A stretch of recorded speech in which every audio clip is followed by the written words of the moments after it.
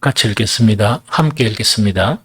무리가 몰려와서 하나님의 말씀을 들을새 예수는 게네사렛 호숫가에 서서 호숫가에 배 두 척이 있는 것을 보시니 어부들은 배에서 나와서 그물을 싣는지라. 예수께서 한 배에 오르시니 그 배는 시몬의 배라. 육지에서 조금 떼기를 청하시고 앉아서 배의 무리를 가르치시더니 말씀을 마치시고 시몬에게 이르시되 깊은 데로 가서 그물을 내려 고기를 잡으라. 선생님, 우리들이 밤이 새도록 수고하였으되 잡은 것은 없지만은 말씀에 의지하여 내가 그물을 내리리이다 하고 그렇게 하니 고기를 잡은 것이 심히 많아 그물이 찢어지는지라. 이에 다른 배에 있는 동무들에게 손짓하여 와서 도와달라 하니 그들이 와서 두 배의 체험에 잠기게 되었더라. 시몬 베드로가 이를 보고 예수의 무릎 아래에 엎드려 이르되 주여 나를 떠나소서 나는 죄인이로소이다 하니 이는 자기 및 자기와 함께 있는 모든 사람이 고기 잡힌 것으로 말미암아 놀라고 세베대 아들들도 시몬의 동업자인 야고보와 요한도 놀랐음이니라. 예수께서 시몬에게 이르시되 무서워하지 말라. 이제 후로는 네가 사람을 취하리라 하시니 그들의 배를 육지에 대고 모든 것을 버려두고 예수를 따르니라. 예수께서 한 동네에 계실 때에 온몸에 나병 들린 사람이 있어 예수를 보고 엎드려 구하여 이르되 주여 원하시면 나를 깨끗하게 하실 수 있나이다 하니 예수께서 손을 내밀어 그에게 대시며 이르시되 내가 원하노니 깨끗함을 받으라 하신대 나병이 곧 떠나가니라. 예수께서 그를 경고하시되 아무데도 이러지 말고 가서 제사장에게 내 몸을 보이고 또 내가 깨끗하게 됨으로 인하여 모세가 명한 대로 예물을 드려 그들에게 입증하라 하셨더니 아멘. 오늘 누가복음 5장 전체를 쭉 볼락하다가 그냥 한 두 가지만 이래 보게 되는데 이제 성경에 보면은 요한복음, 물론 누가복음에도 그런 내용은 있거든요. 특히 요한복음 같은 경우는 어떤 내용이 맞는 거니까 옛날에 빨간 성경책, 예수님의 말씀이 빨갛게 되어 있는 걸 보면 요한복음에 상당히 많거든요. 상당히 쫙 이렇게가 이제 많이 있거든요. 그런데 그것만 예수님의 말씀이 아니고 예수님은 그 말씀으로 가르치는 것도 말씀이거든요. 말씀인데 예수님은 어떤 사건을 통해서 보여주는 그런 말씀이 있어요. 그런데 오늘은 뭐냐니까 사건을 통해서 두 가지 엄청난 그런 사실을 예수님은 이렇게 보여주시는 거예요. 쉽게 이야기하면 뭐냐, 무리가 몰려와서 하나님의 말씀을 들을새 예수는 게네사렛 호숫가에 서서 이렇게 되어 있다, 그죠? 그래서 이것 때문에 뭐냐니까 예수님께 이 많은 사람들이 몰려와가지고 예수님 이제 밀려가는 그런 상황, 이런 상황으로 이제 생각하면 되거든요. 그런데 정작 오늘 읽었던 요한복음 5장 1절부터 16절. 그래서 여기 보면 무리가 몰려와서 하나님의 말씀을 들을 새 됐죠. 그 다음에 또 보시고 배에 나와 그물을 싣는지라 예수의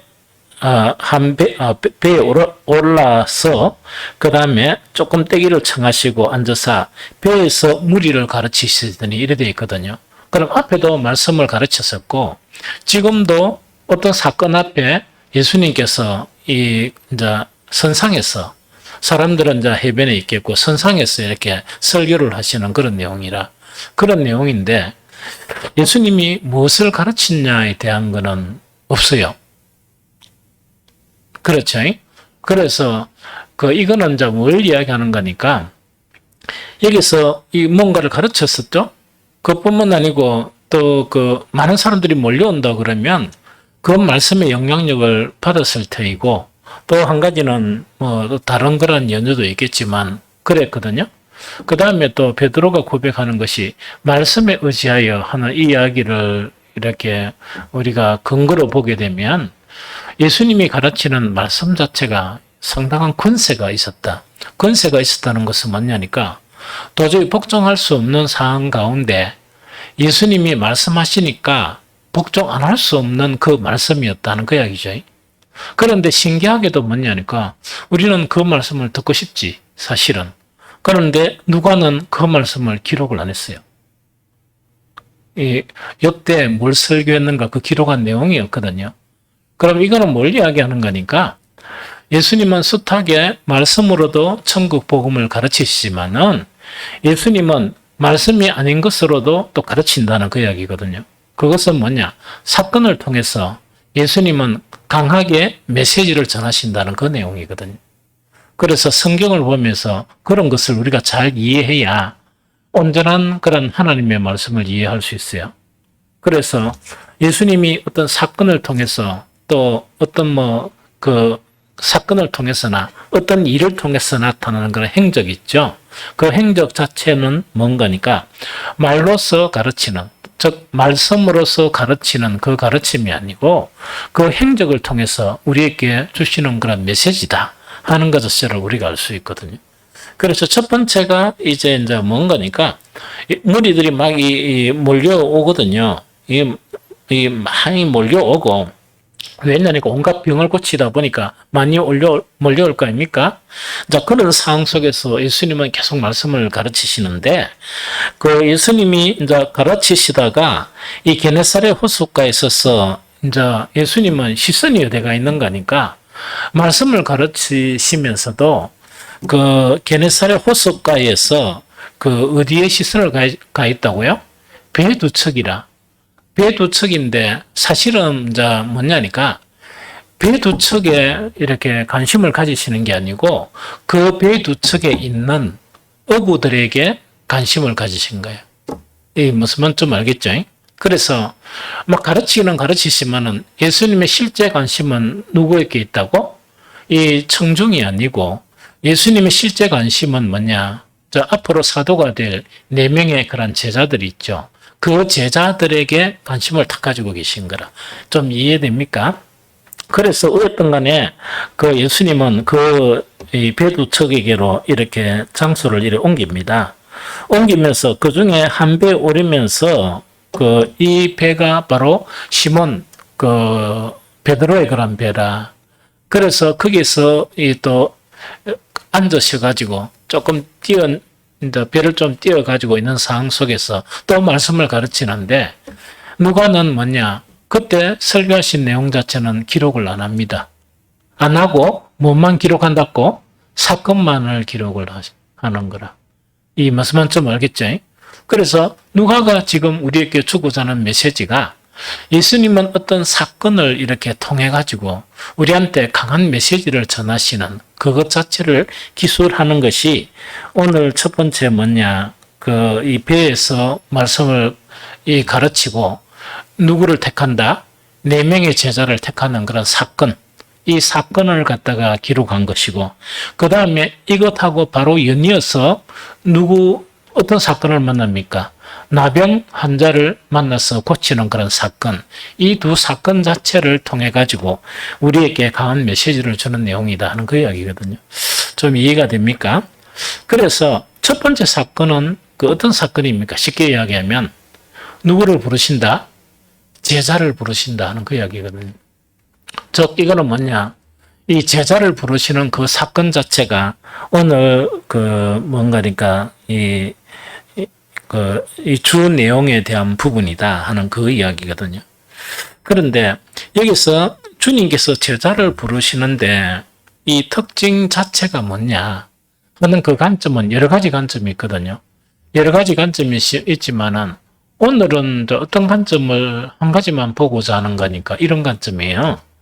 주님의 제자들이라는 것은 그냥 어떤 물론 이 사도들은 특별한 계층의 사람들이지만 그 주님의 제자라는 것은 그 제자라는 계층이 별도로 있는 게 아니고 신실한 그리스도인에 대한 별칭을 또 그것을 제자로 이렇게 생각하면 된다 하는 그것이에요.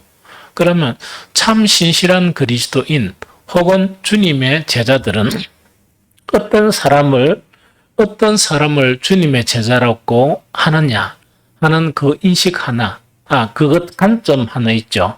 하나를 우리에게 제시해 준다 하는 그 이야기죠. 그래서 다름 아닌 이 사건을 통해서 한 가지만 보면 뭘 볼 수 있는 거니까 예수님만이 주님이라는 인식을 가진 사람, 이 사람들이 바로 그리스도의 제자다 하는 그 이야기죠. 다시 이야기하면 예수님만이 바로 주님이시다.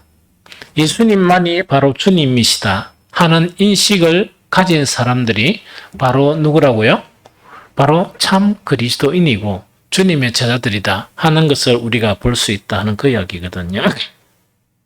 그래서 이제 예수님의 관점은 뭐냐? 계속 청중들이 몰리는 가운데서 이렇게 말씀을 전하세요. 말씀을 전하시는데 누가는 그 내용에 대한 기록이 없는데 예수님의 그런 관심에 그 당시 예수님 관심을 가진 것은 물론 말씀 자체도 가르쳐야 되니까 말씀을 가르치죠. 그보다 더 큰 관심이 있었던 것은 누구라고요? 4명의 어부였다 하는 그걸 이야기하던 4명의 어부에게 관심을 가지시면서 결국은 그 어부에게로 다가가는 그 사건 자체를 이제 기록을 했거든요. 그러면은 어부에게로 다가가고 난 다음에 그 다음에 이제 예수님이 그런 예수님이 하신 그 자체가 뭐냐? 누가복음 5장 2절 4절이거든요. 호숫가에 배 2척이 있는 것을 보시니 어부들은 배에서 나와서 그물을 싣는지라. 예수께서 한 배에 오르시더니 그 배는 시몬의 배라. 육지에서 조금 떼기를 청하시고 앉아서 배에서 무리를 가르치시더니 말씀을 마치시고 상당한 시간이 흘렀죠. 그 다음에 뭔가를 많이 가르치셨다, 그죠? 그런데 가르치신 내용 자체는 우리가 잘 몰라요. 잘 모르는데 이제 예수님의 의도가 누가가 본 예수님의 의향이 있죠. 의향이 이제 나타나는데 그게 뭡니까? 이제 앞으로 베드로라고 불릴 그런 시몬이 있죠. 어부 시몬에게 뭐라고 부르는 거니까 이 사람들은 뭘 하고 있는 거니까 이미 그물을 싣고 이제 정리한 거죠. 그물을 싣고 작업이 끝났다는 이야기거든요. 작업이 끝났는데 결과는 어떤 결과입니까? 하나도 못 건지고 하나도 못 건지고 이제는 아니다. 이제 결론을 내리고 작업이 끝난 상태고 작업이 끝났으니까 이제 그물을 정리한 그런 상태죠. 그럼 그런 상태에 있는 베드로에게 예수님은 말씀하세요. 그 말씀이 뭔가니까 시몬에게 이르되 깊은 데로 가서 그물을 내리고 뭐를 하라? 고기를 잡으라. 이것이 바로 뭐냐니까 예수님의 메시지입니다. 이것이. 그래서 천국 복음을 전한 여러 가지 이론적인 말씀이나 이거는 하나도 기록이 없고 누가가 본 것은 뭡니까? 그것보다 더 중요한 것이 있었는데 바로 제자들을 선택하는데 그 제자들은 어떤 사람이 제자인가 하는 그것에 대한 메시지가 이 사건을 통해서 우리에게 이야기해 주고 있는 것이다 하는 그 이야기거든요. 그러면은 이 상황 가운데 그 주님의 말씀을 들은 어부들, 물론 베드로가 유시한 그 어부들의 반응이 뭐냐 하는 그 이야기거든요. 어부의 반응이 뭔가니까 당연히 이런 반응이죠. 누가복음 5장 5절에 보면 시몬이 대답하여 이르되 선생님 우리들이 밤이 새도록 수고하였을 때 잡은 것이 없지만은 이야기죠. 그럼 이거는 뭐냐니까 이 사람들은 생업이 어부거든요. 어부일 뿐만 아니고 그 일에 관한 한 그 다음에 이 게네사렛 호숫가가 자기의 그런 터전이에요. 터전이다 보니까 뭐 낚시하는 사람들은 잘 알겠지만 그걸 업으로 삼는 사람들이란 말이에요. 그래서 이 사람 베드로도 이 어부였거든요. 어부다 보니까 밤새도록 고기를 잡았지만 결론은 뭡니까? 오늘은 아니다 하고 허탕치고 그물을 다 정리했거든요. 그런데 예수님께서 뭐냐? 그 피곤한 몸을 이끌고 정말 이렇게 밤새도록 이 허탕치고 이랬는데 다시 이렇게 그물을 정리한 것을 가지고 깊은 데로 들어가서 그물을 내려서 고기를 잡으라. 이걸 명령하시는 거예요. 이걸 또 명령하시는데 이때 베드로의 반응 자체가 대단히 중요합니다. 그게 뭐냐니까 우리들이 밤이 새도록 이때 부르는 것은 뭡니까? 선생님 이야기도죠. 선생님 우리들이 밤이 새도록 수고하였을 때 잡은 것이 없지만은 무엇에 의지한다? 말씀에 의지하여 내가 그물을 내리리이다 하고 이렇게 그물을 내렸습니다. 이때 완전한 순종입니까? 반순종입니까? 속에는 뭔가니까 여전히 아니다 하는 그런 결론을 가지고 이제 그래도 예수님이 말씀하셨으니까, 즉 이 말씀을 들어보니까 그 말씀에 근의가 있다 보니까 그 근의에 순종해서 그물을 내립니다. 그 다음에 그 뒤에 말은 뭡니까? 역시 안 됩니다 하는 그 결론이란 말이에요. 그래 했는데 그물을 딱 내리고 나니까 결과가 어떻게 되느냐? 그렇게 하니 고기를 잡은 것이 심이 많아 그물이 찢어져 버렸다 하는 그 이야기죠. 이어서 다른 배에 그 동무들에게 손짓하여 손짓해 가지고 뭡니까? 와서 도와달라고 한다 그죠? 이 무슨 좀 알겠습니까? 그래서 이거는 이제 뭘 의미하는 거니까 이 베드로 자체가 자신의 그런 경력과 또 자신의 그런 전문직에 대한 부분 자체가 도저히 아니지만 그래도 주님의 말씀이니까 한 번 정도는 순종해 보겠다 하는 그런 거거든요. 그러니까 그 물을 딱 내렸는데 왜 되는 거니까 깜짝 놀랄 일이 벌어졌거든요. 이게 뭐냐? 자기의 전문직이든지 자기의 경험이든지 경력이든지 와르르 무너지는 소리가 난 거예요. 이해가 됩니까? 와르르 무너지는 그런 소리를 듣게 되면서 이 경험을 탁 한 이 베드로가 한 이야기 자체가 뭐냐? 누가복음 5장 8절이거든요. 시몬 베드로가 이를 보고 예수의 무릎 앞에 엎드려 이르되 주여 나를 떠나소서 나는 죄인이로소이다 하니 이 고백을 하는 거예요. 그럼 여기서 이제 호칭이 바뀐다 그죠? 처음에는 선생님 정말 근이 있는 그 근이 때문에 내가 밤새도록 수고했지만 허탕을 쳤고 또 허탕이라는 건 알지만은 주님의 그 근이, 그 선생님의 근이 때문에 그물을 한 번 정도 내려보겠다 해가지고 그러나 그 뒤에 말은 뭡니까? 안 되는 거는 안 되는 것입니다 하고 그물을 내렸는데 놀라운 그런 말씀을 통한 근의가 아니고 실제 작은 순종, 100% 순종이 아닌 작은 순종을 통해서 충격적인 그 사건을 접한 것이 바로 베드로였다는 그 이야기죠. 그런데 이 충격적인 그런 사건, 즉 순종을 통해서 경험한 이 놀라운 충격이 있죠. 이 충격이 베드로를 통해서 뭘 하느냐? 예수님 앞에 무릎을 꿇고 호칭부터 바뀐다 그죠? 주여 하는 거 호칭이 바뀌는 거예요. 호칭이 바뀌면서 뭘 고백합니까? 이르되 주여 나를 떠나소서 나는 죄인이로소이다 하니 이 이제 고백이 시작되는 거예요. 이해가 됩니까? 그렇게 하고 난 다음에 그 다음에 뭔가니까 이 예수님이 말씀하시는 거는 예수께서 시몬에게 이르시되 무서워하지 말라. 이제 후로는 내가 무엇을 취하리라 하시니 그들이 베드로를 육지에 사람을 취하리라 하시니 그들이 베드로를 육지에 대고 모든 것을 버려두고 예수를 따르니라. 이때 이제 제자로서의 그런 출발이 되는 것이 바로 이 사건이다 하는 그거를 이야기하거든요.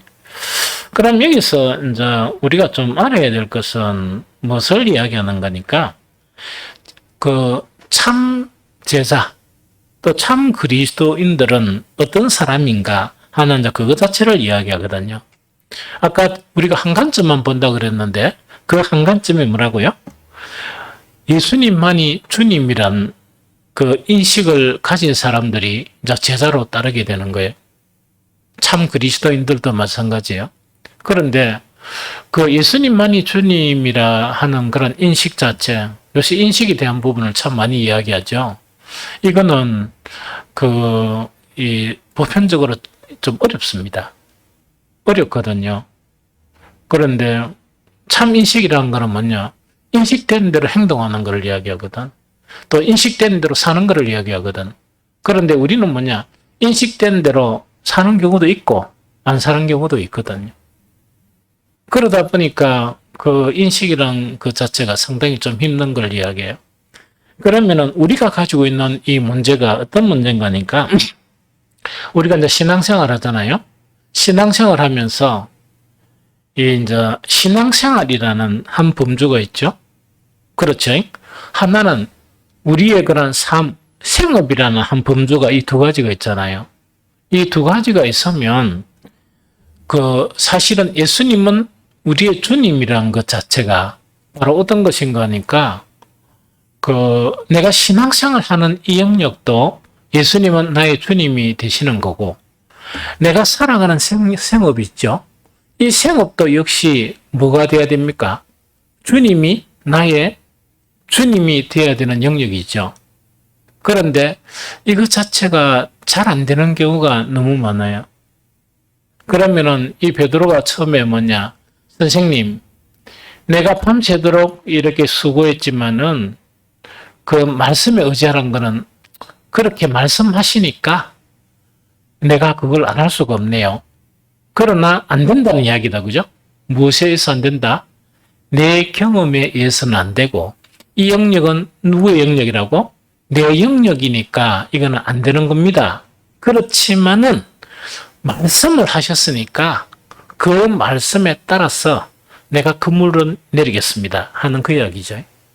그러니까 이거는 이제 그런 부분이다. 그죠? 우리에게도 이런 부분이 있느냐 없느냐 이것 자체를 예수님은 우리에게 이 사건을 통해서 가르치는 그런 내용이다 하는 그 이야기거든요. 그래서 많은 사람들이 이제 진실된 사람들이 뭐냐 이 교회 안에서 신앙생활 하는 그 부분에서는 주님을 내세워요. 주님을 많이 내세우고 주님을 인정하는 그런 부분이 참 많아요. 많지만은 실질적인 내 삶의 영역에서는 누가 더 잘한다고? 내가 더 잘한다고 하는 그런 영역이거든요. 그러면은 조금 이상하잖아. 왜 이상한 거니까? 교회에서는 생활은 뭐냐? 이 당연히 신앙의 영역이니까 주님은 나의 주님이지만 세상에 살아가는 그런 일들에 대해서 이거는 내가 경험도 없음적으로 많이 하고 뭐 그런 지식도 많이 가지고 있죠. 이 부분에서는 그 뭡니까? 예수님이 명령을 꼭 명령을 이렇게 해보라 하면 그건 안 할 수가 없지만은 그러나 이 부분은 누구의 영역이라고? 나의 영역이다 하는 그런 부분이거든요. 이렇게 되면 이상한 신앙생활을 해요. 이렇게 되면 안전한 그런 신앙생활을 못해요. 그런데 요것이 좀 적겠습니까? 많겠습니까? 엄청나게 많거든. 엄청나게 많아요. 그러면 나중에는 뭐냐니까 내가 믿는다는 주님을 믿는다는 그 믿음 자체가 무엇인지 혼란스러워질 때가 많아요. 베드로가 충격받은 거는 왜 베드로가 딱 꼬꾸라지는 거니까 베드로 자체는 뭡니까? 이 어부라는 직 있죠. 이것에 도사였어요. 도사였고 경력이 상당히 많았던 그런 사람이다. 그죠? 그런데 밤새도록 이건 안 된다 결론을 하고 안 된다는 거는 어부 직업을 포기했습니까? 이 어부로서 그런 전문직이잖아요.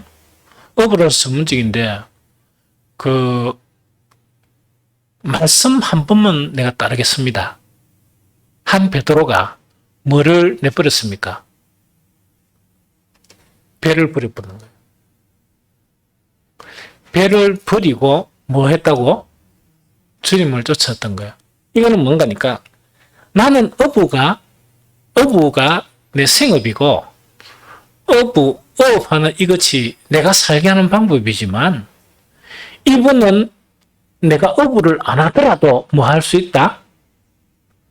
내 모든 삶을 살 수 있는 이 바로 그분이다 하는 거니까 모든 걸 다 버려버리지. 이 믿음을 이야기해요. 이 믿음이 뭐냐? 제자의 믿음이다 하는 이야기죠. 오늘날 많은 사람들이 가장 문제가 뭐냐니까 먹고 사는 영역이 있잖아요.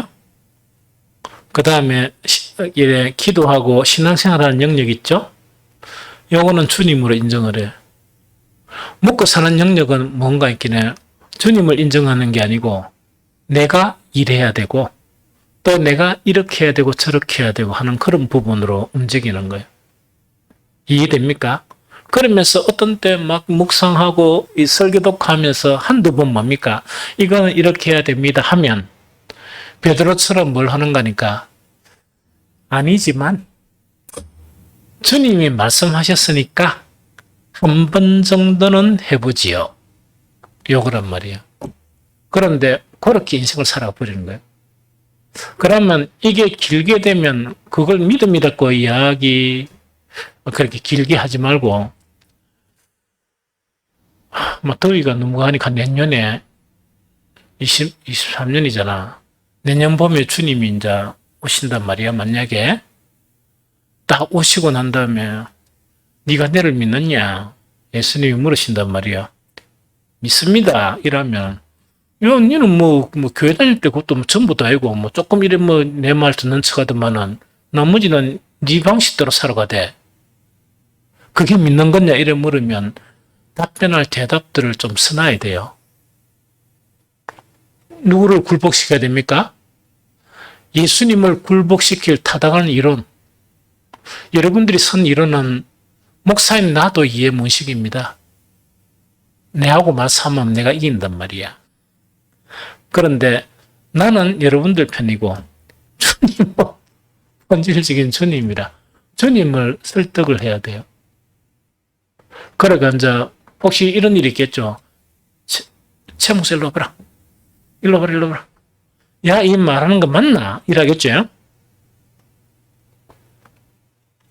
그럼 너는 뭘 해야 되겠습니까? 긍휼이 많으신 주님, 여기 주시옵소서. 제가 여기서 해막을 지을 곳은 없고 긍휼히 여겨주시옵소서. 이 말을 계속 하다 보면 우리 성도 얼마 안 되는데 전부 한 사람들 주님 긍휼히 여겨주시옵소서. 이런 말만 하면 얼마나 부끄럽겠어. 그래서 이거 대단히 중요한 부분이거든요. 이해가 됩니까? 그래서 이 사건은 어떤 사건인가니까 내가 나다 하는 선언이에요. 내가 너희의 주인이다. 주인인데 모든 영역에서의 주인이다 하는 그 선언 이 자체가 뭐냐니까 오늘 이 상황이 주는 메시지예요. 그런데 그 상황이 주는 메시지에 100% 순응한 사람들이 누구라고? 4명의 제자야. 4명의 제자란 말이야. 이해됩니까? 이 4명의 제자들은 자기의 생업, 딴 사람이 와가지고 이랬으면 배 포기합니까? 안 포기합니까? 적어도 안 포기하지. 이 사건을 통해서 배는 아무것도 안 보이는 거야. 억울한 직업도 보이지 않는 거야. 오로지 누구만 보입니까? 주님만 보이는. 그래서 그렇게 주님을 따르고 믿는 것이 뭔가니까 참 제자의 모습이다. 그래서 영역은 뭐냐? 종교라는 그런 영역, 아무것도 아닌 그런 영역 있죠. 아이고, 우리 삶의 모든 영역에서 주인은 누구시라고? 주님이시다. 그 다음에 기도하고 예배하는 영역뿐만 아니고 먹고 사는 영역이라도 그것을 주관하시는 분은 누구시다? 주님이시다. 하는 그것에 대한 믿음이 바로 제자의 믿음이고 참 그리스도인들의 믿음이라는 그 이야기죠. 근데 이게 이 정도 설명했으면 다 했다 싶거든. 그런데 여전히 불안한 건 뭐냐? 주님 앞에 있을 때 여러분한테 물을 때 있답니까? 너는 나를 믿느냐 믿으면 여러분들의 대답은 무엇일까? 하는 걱정이 좀 돼요. 사실은. 왜냐니까 지금 세대가 온통 그렇거든요. 목사들도 그런데 평신도가 안 그러겠습니까? 그래서 실제 제자는 이런 영역이다. 그런데 우리가 한 사건을 기억해야 됩니다. 예수님을 따라갔죠? 그런데 이때 이 사람들은, 네 명의 제자들은 주님에 대한 완전한 믿음이었습니까? 쉽게 이야기해가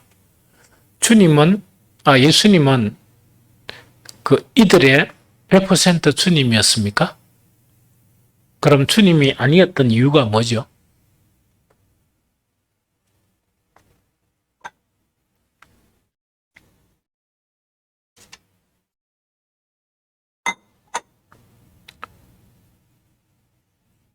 어? 뭐라고? 성령을? 그렇지. 아주 중요한 관점이다, 그죠? 이거는 뭔가니까 이야기야.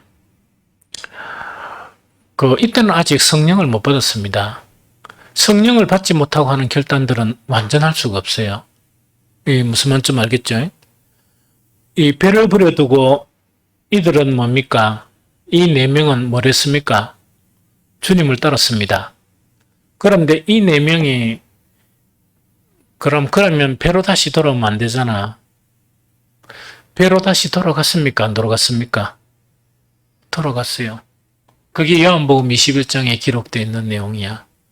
이때 다시금 부활하신 예수 그리스도께서 이들을 다시 배로부터 부르시는 거예요.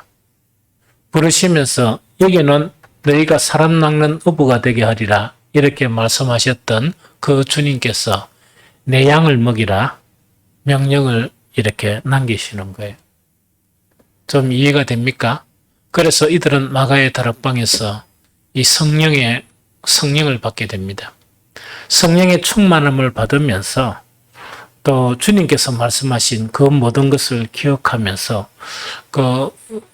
왜 되는가 하니까 제자로서 눈으로 보이지 않지만은 영 안에서 정말 주님의 그런 제자로서 순교할 때까지 주님의 제자로서 살아가는 이들이 바로 이들이었다 하는 그것을 우리에게 메시지를 주고 있는 그런 부분입니다. 그래서 우리가 사명은 좀 다르거든. 이들의 사명은 뭡니까? 양들을 먹이는 사도로서 사명이었다 그러면 우리는 그리스도인으로서 살아가는 그런 사명이 있거든요. 그러나 제자로서 걸어가는 길, 믿음의 길은 똑같습니다. 똑같은데 그 부분이 뭐냐니까 교회의 영역과 우리가 살아가는 모든 생업의 영역 있죠. 이 모든 것에 바로 주인이 바로 누구시라고? 주권을 가지신 분이 누구시라고요? 예수님이시다 하는 그런 고백 자체를 우리가 해야 되고 그 다음에 정말 주님의 그런 뜻대로 살아가야 되는 것이 바로 무엇이라고요? 바로 예수님을 따르는 정말 신실한 그리스도인이다 하는 것을 우리에게 메시지를 전해주는 것이 바로 이런 부분이다 하는 그 이야기입니다. 두 번째 사건이 이제 12절, 15절이거든요. 이제 이 제자를 삼으시고 누가복음에 보면 두 번째 사건 자체가 12절에도 보니까 이렇습니다. 예수께서 한 동네에 계실 때 온몸에 나병 들린 사람이 있어 예수를 보고 엎드려 구하여 이르되 주여 원하시면 나를 깨끗하게 하실 수 있나이다 하니 예수께서 손을 내밀어 그에게 대시며 이르시되 내가 원하노니 깨끗함을 받으라 하신데 나병이 곧 떠나니라. 예수께서 그를 경고하시되 아무에게도 이르지 말고 가서 제사장에게 내 몸을 보이고 또 내가 깨끗하게 됨으로 인하여 모세가 명한 대로 예물을 드려 그들에게 입증하라 하셨더니 예수의 소문이 더욱 퍼지매 이렇게 있다. 그죠?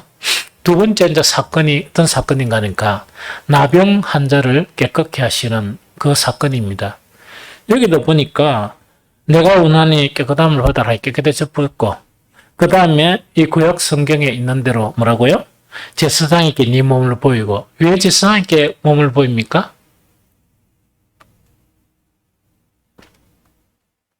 이건 알고 있죠? 왜 제사장에게 몸을 보입니까? 응?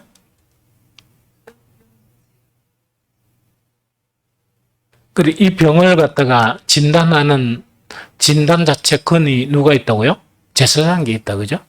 그래서 제사장에게 이제 보이는 그 부분이죠. 그런데 이제 어떤 간에 이제 문둥병을 낫게 하는 것이 이제 누가복음 5장에서 제자 4명을 삼으시는 거.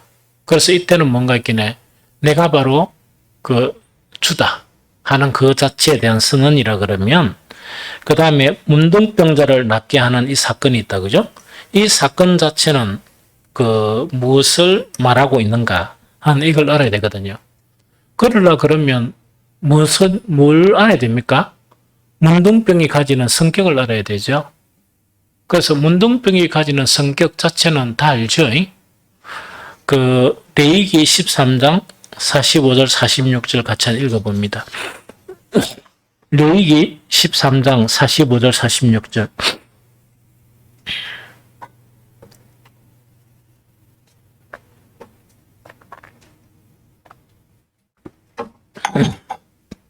레위기 13장 45절 46절.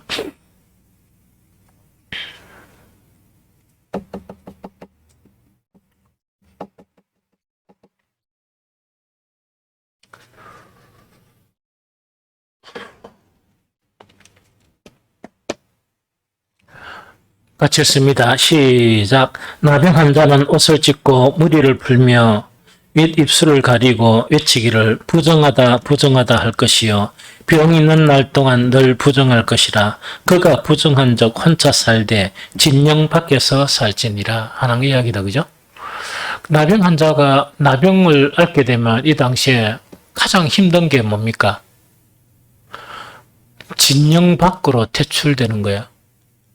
그렇게 진영 안에 있죠. 하나님의 백성이 사는 그 진영 안에 있을 수가 없게 되는 거. 그것이 가장 불행한 거죠. 그러면 하나님 진영 안에 사는 사람들은 어떤 사람입니까? 하나님의 백성들이죠. 그 백성들과 함께 공존할 수 없는 것이 바로 나병 환자다 하는 그거를 이야기합니다. 그래서 문둥병의 그런 의미 자체가 어떤 병인가 하니까 하나님에 대한 인간의 본질적인 죄의 결과로 나타난 병이 뭐라고요? 이 문둥병이다 하는 그걸 이야기하죠. 그래서 이 문둥병은 감염의 위험도 있지만 무엇보다도 이스라엘의 그런 진 있죠.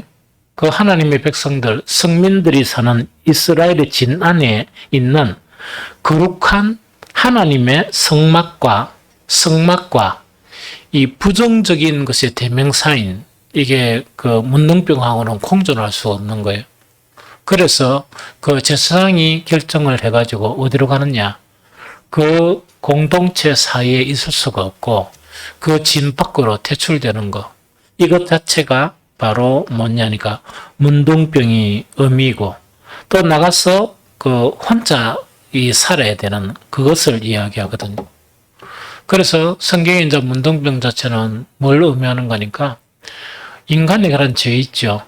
이것이 얼마나 무서운 것이고 이 본질적으로 어떤 것인가 하는 것을 정말 알리기 위한 것이다. 알리기 위한 병이 바로 문둥병이다 하는 그 이야기거든요. 그러면 예수님께서 이제 그 제자 4명을 삼으시고 이제 사건을 통해서 메시지를 전하시는 거예요. 문둥병을 찾아가서 이 이제 문둥병 환자를 고쳐버립니다. 이 사건을 통해서 주신 그런 메시지가 뭡니까? 간단하죠?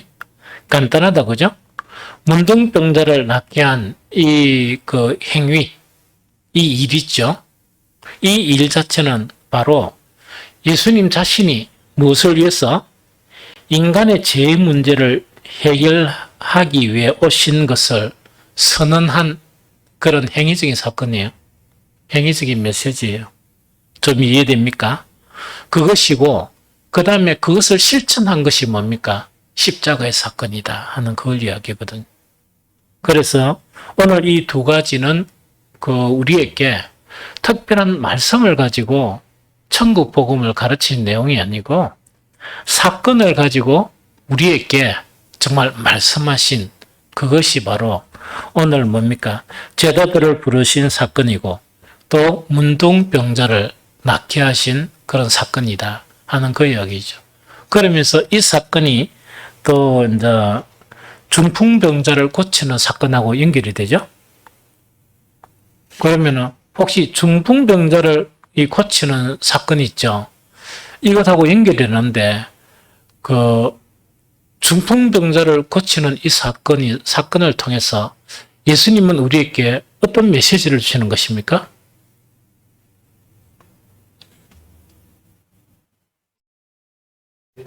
그렇죠. 그러니까 이게 모양이 이렇게 갖춰져 간단 말이야. 모양이 나는 주다 하는 그런 메시지. 나는 모든 영역에서 주님이시다 하는 그런 것을 메시지를 제자를 선택하면서 우리에게 메시지를 주셨다 그러면 중풍병자를 고치시는 사건은 이거는 뭐냐니까 이제 모든 인간의 죄의 문제를 내가 대속하기 위해서 이 땅에 왔다 하는 것을 선언하는 것입니다. 그런데 중풍병자를 고치는 그 사건을 통해서는 예수님께서 의도적으로 이야기하시죠. 네 죄가 사함을 받았느니라 하면서 유대인의 가장 민감한 부분을 건드리거든요. 건드리면서 이제 일어나는데 이 사건을 통해서 우리에게 주시는 메시지는 뭐냐? 죄 사하는 권세가 누구에게 있다? 나에게 있다. 죄 사하는 권세가 바로 나에게 있다 하는 그것을 우리에게 메시지로 주는 그런 내용이다 하는 그 이야기죠. 그래서 특별히 그 제자들을 부르시는 그런 사건이 있죠. 이 사건을 통해서 예수님이 나에게 어떤 주님이신가 하는 것은 대단히 중요한 문제예요. 이 중요한 문제거든요. 그래서 때로는 우리가 힘들어하는 먹고 사는 문제 있죠. 이 먹고 사는 문제도 어디 안에 있느냐? 주님 안에 있다. 주님의 그런 주권 안에 있다. 이거를 분명하게 알면은 우리가 이제 신앙생활 하면서 그 엉뚱대로 이렇게 왔다 갔다 안 합니다. 안 하고 뿐만 아니고 우리에게 맞는 그런 인생의 행적을 이렇게 주님이 걸어 나가실 수가 있다는 그 이야기죠. 실제로 이런 어두운 세대 속에서도 그렇게 사는 사람들이 되게 많지는 않아요.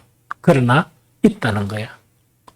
그렇게 살면서도 막 이렇게 내가 생존 문제 때문에 고민하고 이렇게 안 해도 이 주님에 의해서 살아가는 사람들이 있습니다. 그런데 나는 우리 빛과 소금교회 성도 모두가 그런 사람들이 다 됐으면 좋겠어. 그래서 좀 편했으면 좋겠어. 좀 편했으면 좋겠다는 얘기. 그러면서 정말 모든 영역을 예수님을 주님으로 인정하는 영역, 그에 대한 보상으로서 정말 우리가, 거기는 좀 신기하잖아요. 베드로는 생업이 어부였거든요. 예수님이 십자가 달릴 때 예수님이 이제 육신으로 안 보이니까 이제 앞으로 고난에 들어가니까 어디로 갑니까? 다시금 버렸던 배를 향해서 나아갔습니다. 그러고 부활하신 예수님께서 그들을 다시 부르시거든요. 그 뒤에 베드로가 고기 잡았다는 이야기 들어봤습니까?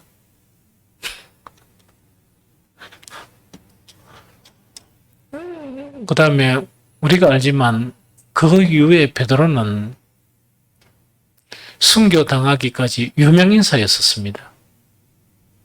베드로 한번 만나려고 하면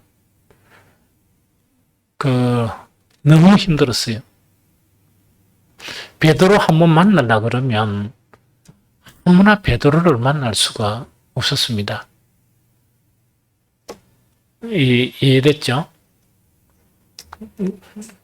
어떤 간에 그래도 마지막은 정말 순교로서 마쳤지만 그 이후의 인생 자체는 업으로서 그런 초라하고 업으로서 그런 것은 전혀 보지 못하는 차원이 다른 그런 인생을 사셨던 분이 누구라고? 베드로였습니다.